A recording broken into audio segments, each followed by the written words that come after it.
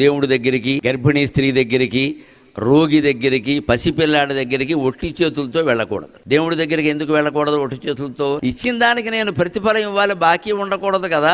అందుకని వాడు ఇవ్వగలిగింది తులసాకు మాత్రమే, నేను ఇవ్వగలిగింది కోట్లు కదా ఇచ్చాను అంటాడు. అంటే దానికి రద్దు అయిపోయింది. ఇక్కడ దేవుడికి అహంకారం మమకారాలు ఉండవు, అందుకని పట్టుకెళ్ళమన్నారు. గర్భిణీ స్త్రీ దగ్గరికి వెళ్ళినప్పుడు ఏమైనా పట్టుకెళ్ళమన్నారు. ఎందుకంటే గర్భిణీ స్త్రీల కోరికలు ఏమీ లోకానికి నష్టం కలిగించేవి, ఆవిడ ఆరోగ్యానికి నష్టం కలిగించేవి కాకపోతే వెంటనే తీరు, లేకపోతే ఆ లోపం బిడ్డలో కనపడు. మా అక్కకి మినపసోనం ఇష్టం అని ఓ కేజీ చేయించి పట్టుకెడతాడు. అలా గర్భిణీ స్త్రీ దగ్గరికి వెడితే ఆవిడ కోరికలు సరదాగా ఉంటా కూడా తెలుసుకుని పట్టుకెళ్ళమని. అలాగే రోగి దగ్గరికి ఆయన ఏమి బయటికి వెళ్ళి ఏం కొనుక్కోలేడు, ఎందుకని 2 యాపిల్ పళ్ళు పట్టుకెడితే అవే తింటాడు. ఆయన అన్నం తినకూడదు కదా. మరి చిన్న పిల్లాడి దగ్గరికి ఎందుకు పట్టుకెళ్ళమని చెప్పారో తెలుసా? వాడు చాలా తెలివివాడు. ఏమీ పట్టుకెళ్ళకుండా మనం వెడితే మన సంచి తీసుకుని జిప్పు తీసి వెతికి నాకేం తెచ్చేవాడు అంటాడు. వెంటనే ఆవిడ మొహమాట ముఖ్యమంత్రి వచ్చినా అంతే అడుగుతాడు వాడు. అలా చిన్నపిల్లల చేత అడిగించుకోకుండా మనమే ఇచ్చేస్తే పరువు దక్కుతుంది. ఊరికే శాస్త్రాలు చెప్పరండి.